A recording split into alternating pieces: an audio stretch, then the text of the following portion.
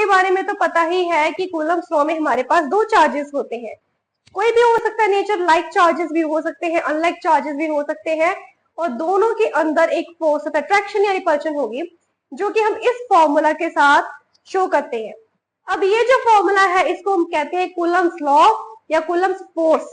ठीक है। Electrostatic force भी कह सकते हैं। इसके लिए कुछ सर्टेन कंडीशंस होती है जिसके बारे में आपसे एग्जाम में क्वेश्चन पूछा जा सकता है। सबसे पहले कंडीशन तो यही अप्लाई होती है कि जो भी दो चार्जेस ले रही है they should be point charges, हमने बड़े चार्जेस नहीं लेने हैं, बहुत स्मॉल चार्जेस लेने हैं, और उनका distance no doubt coulomb force की रेंज काफी है, 10⁻⁻15 से लेकर 10⁻18 मीटर तक इसकी रेंज है, लेकिन इसकी रेंज 10⁻15 से कम नहीं होनी चाहिए, वहां से ऊपर जरूर हो लेकिन उससे कम नहीं होनी चाहिए, क्योंकि 10⁻15 मीटर पे अगर उससे नीचे जाए तो हमारे पास न्यूक्लियर फोर्स आ जाती है, which is for the particles present inside the nucleus. कि जो दोनों चार्जेस है ना, दोनों छोड़ो, जितने भी चार्जेस, अगर आप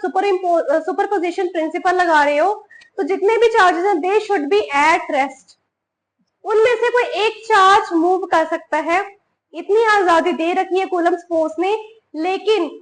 एक तो अगर दो की बात हो तो एटलीस्ट एक तो रेस्ट पे होगा, दोनों ही मूविंग है तो कूलम्ब्स फोर्स यहाँ पे या कूलम्ब्स लॉ यहाँ पे एप्लीकेबल नहीं होगा।